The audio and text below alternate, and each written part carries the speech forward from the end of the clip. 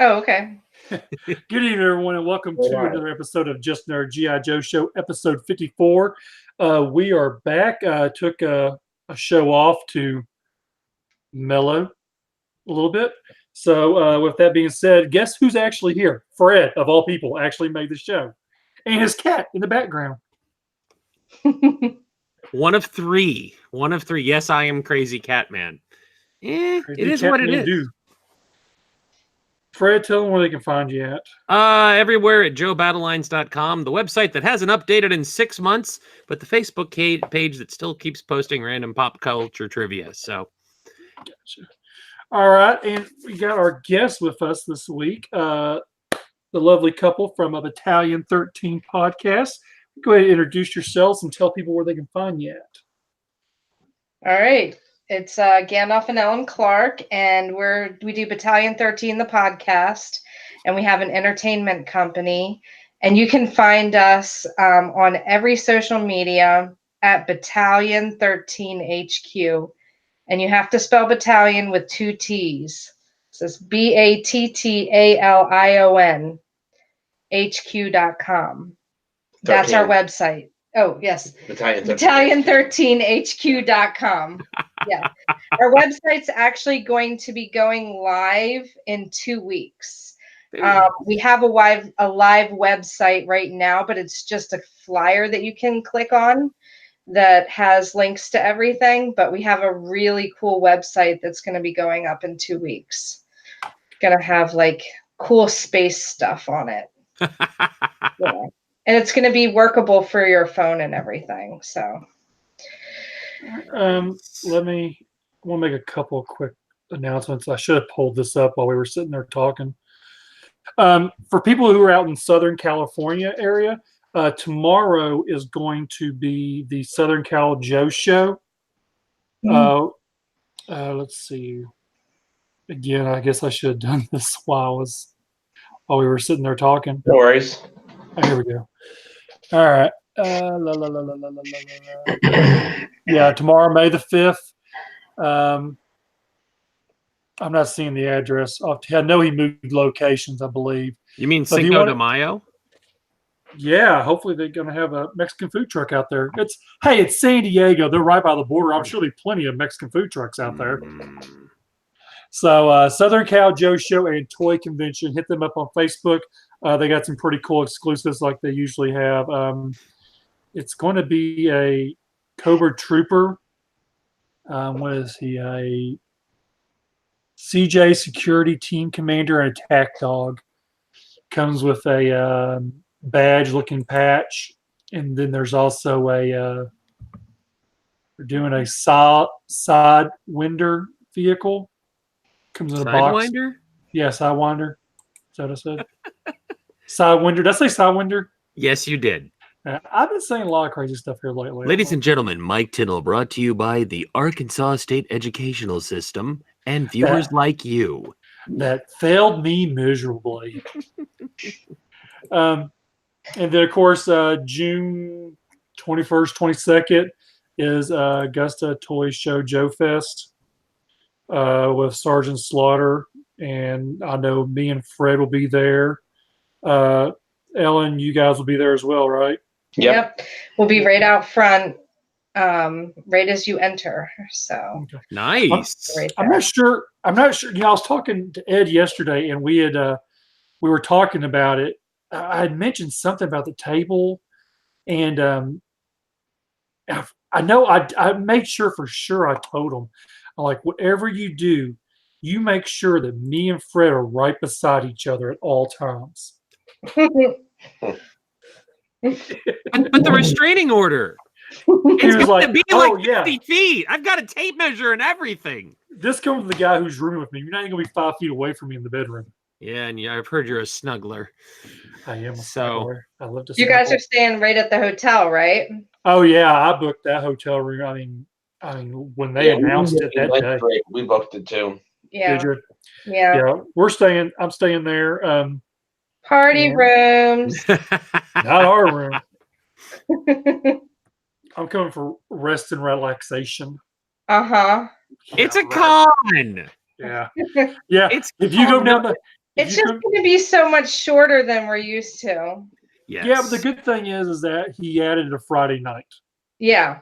And you're not going to have to wait in ridiculously long lines for exclusives this time. Yeah. No, but there are multiple exclusives. I gotta get Ed on, I guess, here soon. Talk about all the exclusives, but the exclusives are, I mean, they are very, very, very, very limited. I mean, I think Matt had said the one he was doing. I thought he said there was like 6 or 9 of them, and that was it. The wolf something. Oh, yes, the snow wolf. Snow wolf was the Prowler, I think it's called. I think it's it looks black really and good. orange. Yeah, it it's looks only really good. It does. There's only like either 6 or 9 of those. I mean, as far as getting certain ones, it'll probably be next to nothing. But I mean, unless I know they did say, or Matt had said that they were not going to allow like dealers inside the room to, go and get them all before they open the doors. What? Well, which is a good thing. I mean, I know. we should all go. I'm not complaining. I think that this is a show for fans. Right. They should also, which is what I like about it. Because for once, I'm not worrying about exclusives at all. And I'm just going to go and enjoy it. And I'm going to hit up the dealer's room and spend, if I'm going to spend money, I'm going to spend it with all the hardworking dealers who are bringing stuff there. I'm going to spend it with folks, like Marauder John and all those guys. Yeah, and definitely. It's going to be a chill experience. Yeah, no running around and wait in line 2 or 3 hours. 2 or 3. Hell, tell you what, JoeCon had their line started so early that even the buffet line started 3 hours early. People were waiting for that. I mean, come on, people. All right, so let's talk about this ongoing, I dare I say, science fiction epic, Battalion 13. I like that. And before we talk about anything, I'm going to let you, I think we should let, you're in an elevator, give us your 5, for people who've never heard of it before, the 7 of you out there who haven't heard of it, give us your intro. Okay, so Battalion 13 is about a group of young cadets. It starts out when the main characters graduate high school. And the main character, Darian Kane, who we will have prints of at the Joe Fest. We'll have artistic prints of him and the bad guy Nightmare. Anyway, so he starts having these nightmares about the end of the world happening in Baltic City, which is basically kind of like a Baltimore City type thing, because that's where I'm originally from. And the whole city's being destroyed, and he's having these nightmares, and he wakes up and he's got to get to school, and he's got this younger sister trying to find him to get into the shower so that she can get to school when they go to school. And all these strange things are happening. Like this guy, one of the guys winds up talking to a cat. A cat tells him he needs to go to the Naval Recruitment Center. And we have a lot of jokes with that because the guy and the cat are father and daughter, the actors. And so we joke about that all the time. We're always pretending she's a cat. It's hilarious. That's just fun we have at the actual cast parties. But so they wind up going to this special academy that exists in another dimension. And they learn about all kinds of higher technology. Now, it takes place in the 90s. So for them, higher technology would be like an iPad today.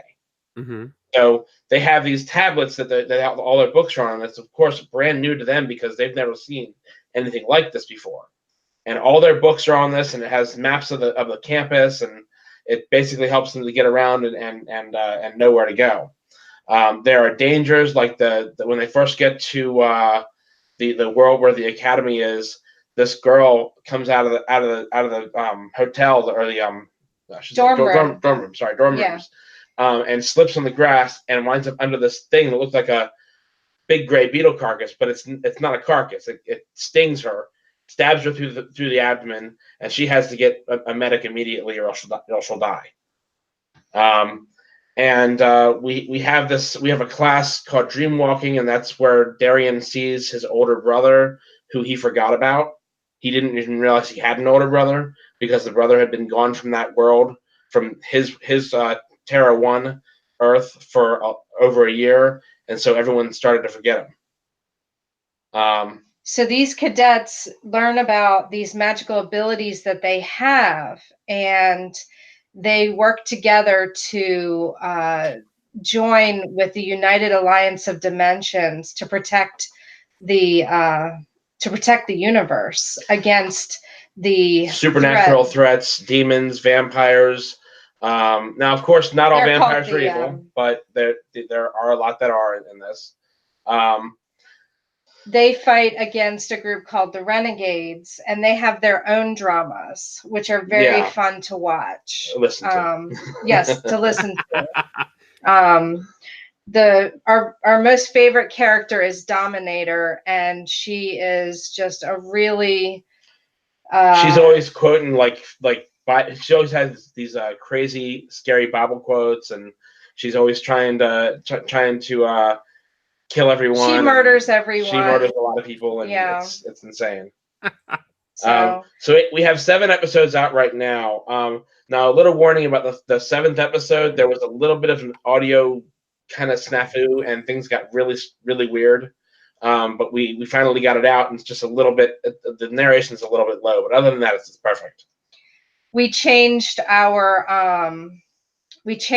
software right at that time, so we had some pretty interesting things happen, and one of the scenes we actually had to cut because it sounded like chipmunks.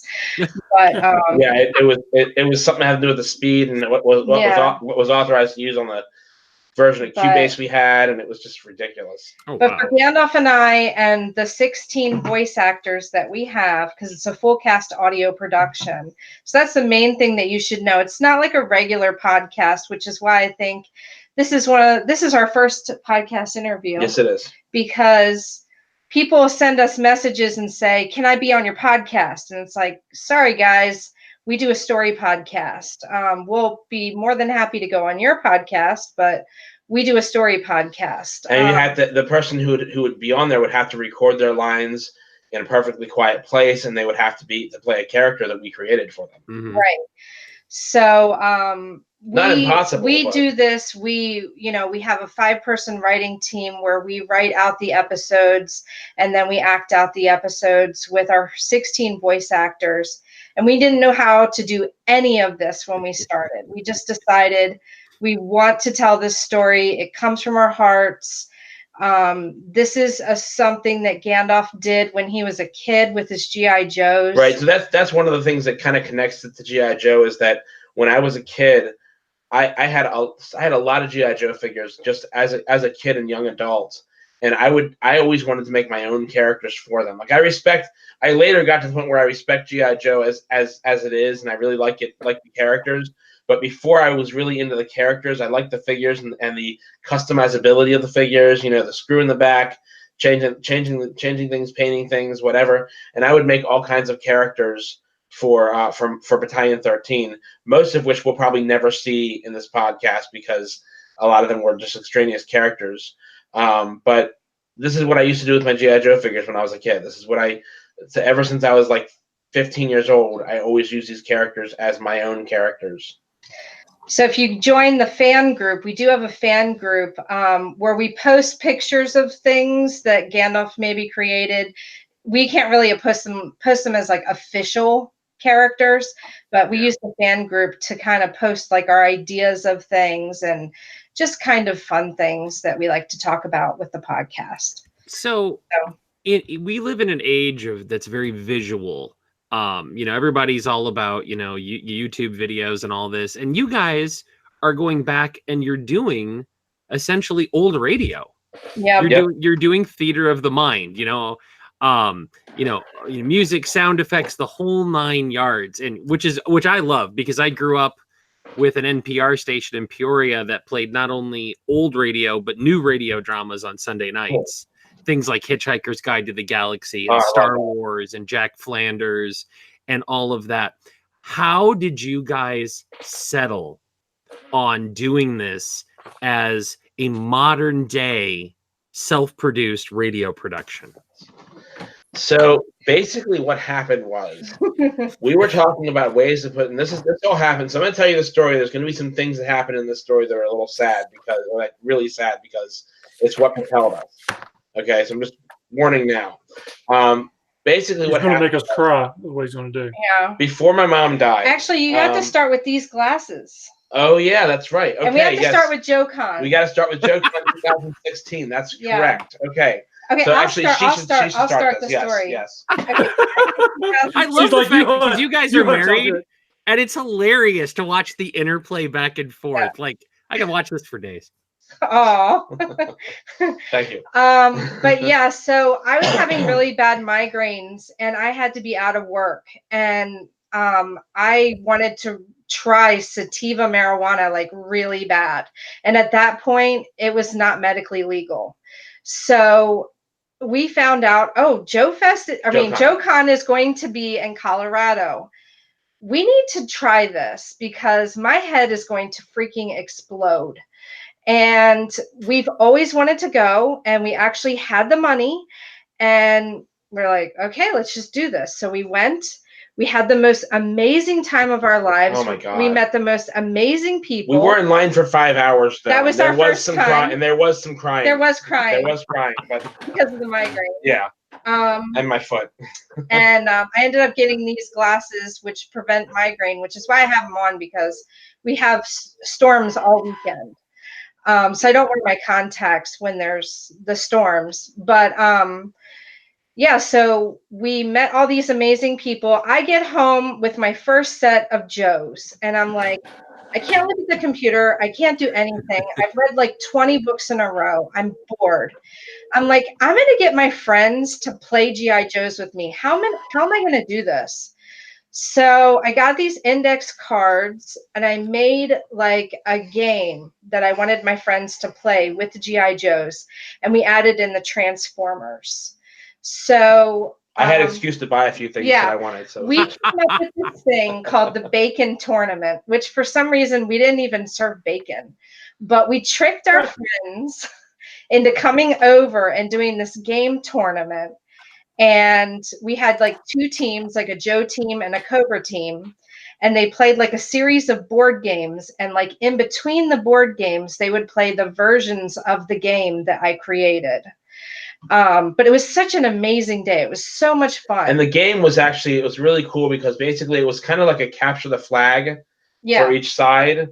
And basically the flag was find the transformation cog, bring it to the transfixed transformer and install it. And then that guy would, whatever, if you got the Decepticon, the Cobra side would win. If you got the Autobot, the Joe side would win. And it was just a lot of fun. And then there was this thing called, there are two of those, and then the last one was called a dirty race, where we were racing towards something and trying to kill each other on the way. Keep in mind that these friends were not into G.I. Joes. None of them. These weren't our Maryland Collectors Club group. They all have kids, so they can't really come over all the time. So we had to convince, our friends who were single to play this. But anyways, they had a great time. Another little tidbit is we met a girl who's on our podcast now. Yes. Who started out as Ashley. She actually came. She was dating someone we were friends with at the time. Yeah. And she came over, and we met her, and then eventually she actually joined our podcast. Yeah, she was our first patron on the Patreon page. But she believed in us, and that was awesome. So basically, then what happened was, as I was falling asleep, I said, we should really make this board game into something like with action figures, but we can't use G.I. Joe. We can't use Transformers. And then I said, we should use that book you wrote when you were a kid called Battalion 13.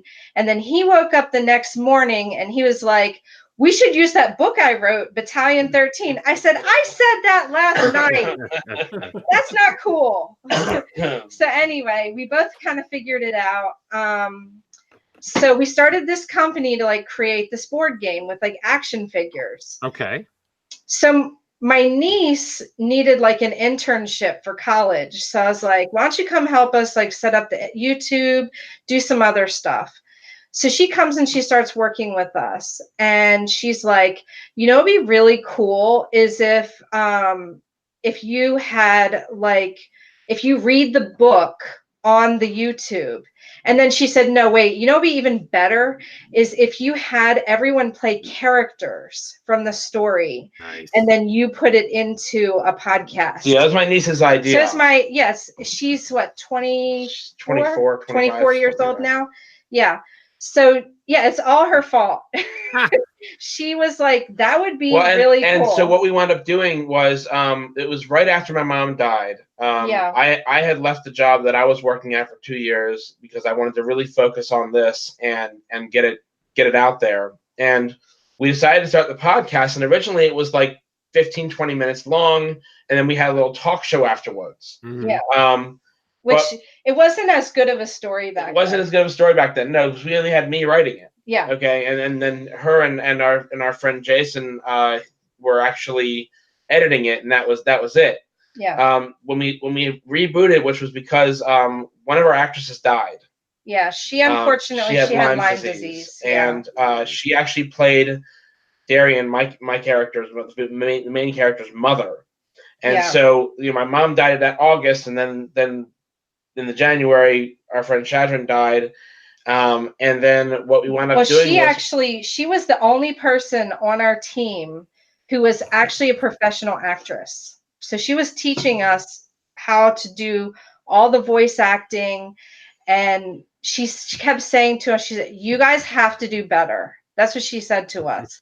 You're going to do better. This is going to be amazing. You guys have to do better. So basically, we see this as her dying wish. To produce the best podcast that we can. Yes, and when we rebooted, we decided we're going to do hour-long episodes. It's going to be less of a book less of a audio book, and more of a show where we actually have scenes between different characters and different groups. Mm-hmm. We have scenes with the Renegades now, which are mostly written by our 17-year-old writer, who is dark and twisted. Yeah, and she's really good. She and her parents all voice act for us. She was the one who I said played the cat.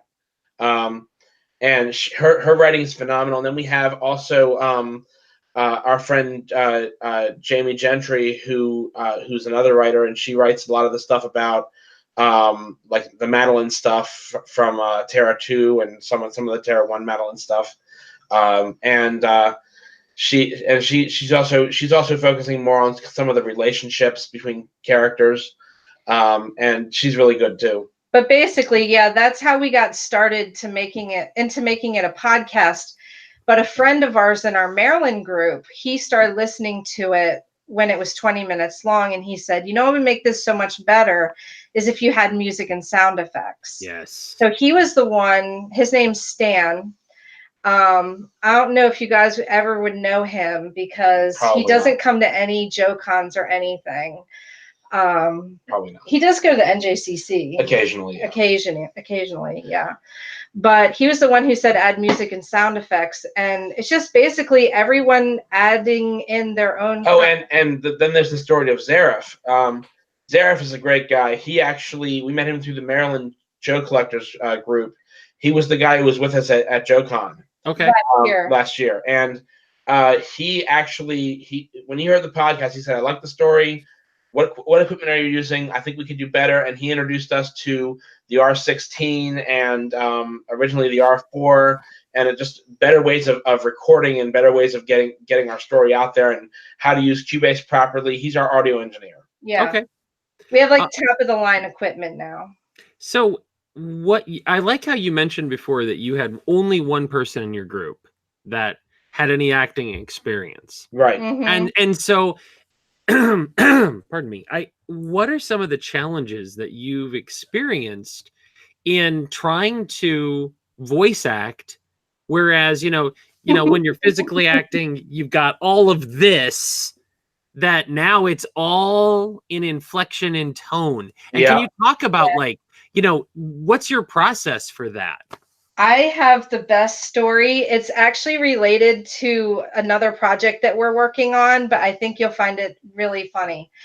So one of our biggest challenges is because we're like a nonprofit, because we do this as a podcast, obviously podcasts really don't make money, as you guys know. Yeah, be quiet, because I don't want Fred to think I'm going to pay him for anything. What? Yeah. So we hired our friends, right, as our voice actors, and they get a piece of the company. And so we did look for people of a darker color to participate in the podcast, because we have 2 characters that are black or half black. We haven't really established if they're black or half black, or we hadn't established at that point. But unfortunately, the people who we were working with didn't work out. So we got around it by having one of our voice actors, his voice just works really well for that. But we're working on another project. It's called Thinking Out Loud. It's a dark comedy. It's also going to be full cast audio, and it actually takes place at a Comic-Con that's called Cosmic Con. And it's really witty. It's kind of like the premise is that they're planning a gay wedding, and it's hilarious. It's just banter, like going back and forth. We had such a fun time recording our lines for this production. It was fantastic. It's a project we're doing kind of like in between things when we don't have our stuff to record. But we definitely needed a gay black man to play this role, and we did not have our guy that normally does this, because he's like traveling the world at this exact moment. So I had to train my friend. And as a woman, I'm like, okay, how do I do this? So I'm in love with the movie Pop Star. And there's this one scene where the guy's pants get pulled down, and he's in the concert, and it's like a trick. And like, he's completely naked, but he's got his shit tucked back. His stuff. And he's like, his friend who's like picking on him, he's like, well, where was it though? You know, and I love to like do that line all the time. And so for some reason, one day I wasn't feeling that well. So I just kept doing that. I just kept going, well, where was it though? Well, what was your, thing? I just kept saying the line over and over again. So I realized, where does a black man's voice come from? I know it's weird. I'm a white girl. I'm like, is this a bad thing for me to do? I need to do this as the manager. How do I do this? So I said to my male actor, I said, it comes from the stomach. You know what I mean? It comes from down here in the lower the abdomen. They're pulling it in. They're proving to the world who they are. So you have to think about like who the person is and the person that you're trying to be. Because when I do my audiobooks and I have to do different characters, I have to do male characters, I have to do female characters, and you have to see like where in your chest that sound comes from. So when you're doing someone of a darker ethnicity, you pull the sound like from lower in your belly, and you're like, ooh, like that, like where you're pulling it up into your abdomen. So I spent about 20 minutes with my voice actor just kind of explaining that scene, how I imitate it. Not that it sounds great coming out of my mouth, but out of his mouth, it actually sounded believable. And there is a thing in Hollywood. I mean, I looked it up. I'm like, is it bad for a white person to play a black actor's role? And people are definitely seriously mixed on this. Some people are like, no, you should definitely not ever do this. And some people are like, it's a voice, it doesn't matter. I was going to say, with voice acting, it seems to be there's a lot more forgiveness to it. And I use an example of Phil Lamar. Yeah.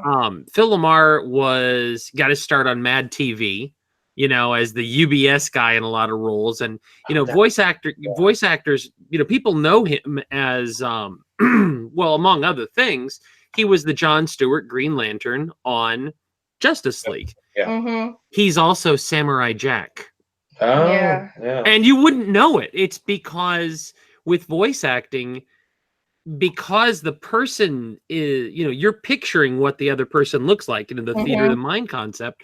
He got the role of Samurai Jack because of the quality of his voice, the tonality and things. Right. And so I think you can be a little more free with that as long as you're not falling into parody. Yeah. Which you're clearly not with the amount, Ellen, with the amount of thought that you've put into this. Like when you're describing that, I'm like, you're being respectful, but at the same time, you're really analyzing what makes this. So I think that's fascinating. Yeah, it was pretty difficult because of the whole thing where I want to be respectful of every culture. Sure. But unfortunately with our cast, this is who we have. Yes. And when one person does an audiobook, I've been taking the classes on Amazon. It's called ACX Creation Exchange. They would describe different things about, like, if you're an alien, if you are like, a rich woman, things like that, like how to do different things with your voice. So I have been doing some of the classes, but it has helped me a lot. And I think doing the audio narration has helped our podcast a lot too. I'm learning how to do a whole bunch of different things. If you listen to episode 6, the audio quality of episode 6 is what we're trying to do every time. Yeah. Mm-hmm. Now, do you guys find that, again, because you're, that you can always tell someone who's trained as a stage actor, for example, from a TV actor, because stage acting, they're projecting that emotion all the way to the back of a room as opposed to a camera. So, they're almost a little exaggerated in what they do. Mm-hmm.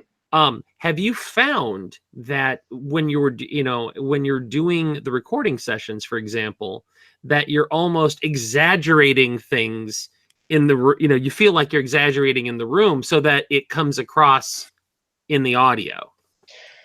Yes. Sometimes. I mean, honestly, because of the fact that our actors, some of them write for us, they already feel that emotion when it comes to the scene. They also, if you write the scene, you end up directing it. So you can say, okay, this is how you're supposed to feel in the scene. But honestly, I think that a lot of it, our goal with our podcast, it's not just a story about this military situation and these people going through these changes. It's a story that people who are anyone, anywhere can relate to. We're writing our own experiences and our own feelings into the story. And I can't tell you how many cast parties we've had, over half the table crying because of how strong the words are in the script. And then to see someone act it out, especially the first time you've ever written something. Oh yeah, you're the perfect example of that was Madeline's Diary. If you've listened to it at all, there's a thing at the end of the podcast called "The Diary of an Apocalypse Girl," and it's the Madeline, which is Darian's younger sister from another world, where she's the only survivor, and she and a few others are the only survivors, and she's just trying to figure out what to do next, where to go, how to survive, and the first time Ellen heard that was amazing because she wrote that. We all, I would say over half of us were just tears everywhere and tissues. And, we've just had so many emotional scenes. I mean, if you know the subject material, I just don't want to spoil it for anyone listening. There's so many emotional things that happen that the characters experience. You're just going to feel it. You just really, really are going to feel it. Especially in episode 7. Yeah. When you guys do recordings, do you do, like you'd mentioned earlier, do you have each person record their lines separately, or do you do like a table read process where everybody's together and they have a chance to even play off of each other? We do actually. We try to do it. We try to do it the second way you mentioned, as much as we can. But there are times when actors can't make it. For example, this coming party is on May 11th, and 2 of our people, the woman who plays Madeline and the guy who plays Max and Emerson and a bunch of other characters, they're not going to be there that time. So any lines they have to be recorded separately, and then we have to cut it together. But it is what am I looking for? So we do put it together line by line. It's we have to cut it together with Cubase line by line. So any line that's said, it has to be separate, and sometimes you have to cut those together with the best part of the line and get that all. Yeah. So there's a lot of editing to be done. Yeah. Oh yeah, I can imagine. And that's just getting the audio piece together in a sequence that you like the timings on. So Right. then you can add in the sound effects and the music. And we'd love to be able to do an episode a month, but we've just found that if we want to do everything we want to do in an episode, it takes 2 months about, because we have to figure out, you know, what's happening, you know, and we have to record it, and then we have to add the music. We have to do so much. And we love doing it though. And like I said, we have people of all ages. We have 17 to 48. oh wow. Yes, yeah. Yeah, 17 to 48 and 16 people, which means we're probably going to have to start having 2 recording sessions. We have a guest day coming. Like the next party is a guest day where people are going to be able to come over and see the process, and there may be even more actors joining us soon. Yeah. So, okay, you mentioned before that you have a lot of writers contributing to this story. Right. So that it feels like it's having like this very organic evolution. Mm-hmm. Yes. Then how do you have someone, and I'm asking for, you know, I'm pretending that I know nothing about this. Describe, like, you know, can you talk about like who's your editor in chief, and how do you wrangle, you know, writer over here is like, I really want to do this, and writer over here is like, but I want to do this, and it conflicts with this. Well, really, I'm the CEO and Gandalf's the president of the company. Chief Visionary Officer. He's also the Chief Visionary Officer. So he's pretty much in charge of the writing team, as in his final say goes. But we're very open to other people's ideas. So what Gandalf and I do is we spend at least a month like coming up with exactly what's happening in the episode. To make no mistake, like we talk everything through, like every single little detail, like what exactly is happening. And then we write out all the scenes that need to happen. Now, in those scenes though, our writers do take creative license. So when they get their scenes, the ones that they decide that they want to do, because we also let them decide which ones they want to write about, because they've created some of the characters. Dominator would not be as popular without our writer Donsk. She is the 17-year-old writer, and her mind is so dark. And she's like, really a phenom. She's got this really great idea that's coming up, and I want to use it in the beginning of the next episode that we're working on. And I said, I want this to be classy. I want it to be good. What do you think? And I had her read the whole episode, and she asked me like 6 questions about the things that are going to happen in the episode. And I'm like, you are doing so good. You are asking the right questions. And then Gandalf and I went back and we looked at those questions, reworded some stuff, and now we can go back and do our scenes. But there's a lot of talking that happens with the people on the writing team. And then we have a completely separate, different person that is on the writing team, and he does all the final edits. Like, he's like, you're saying this, but back on this other episode, you said this. So he'll check for consistency. He'll check for consistency. He checks our grammar and everything, because some of us don't have degrees in writing. Some of us are just 17 years old. Some of us are technicians for a living. So, you know, and all has to be translated into the right format. So you've got Gandalf, who I'm in my mind, as soon as you described as Chief Creative Officer, I'm going, okay, great bird of the galaxy, kind of the Roddenberry of your universe. You've got an editor-in-chief, and then you've got, so you basically have, and I like the fact that as you've described it, you're coming up with the high-level view, it sounds like, of a scene, and then you're letting the writer take it, and they're providing the detail, and they're fleshing that out. Okay. And they're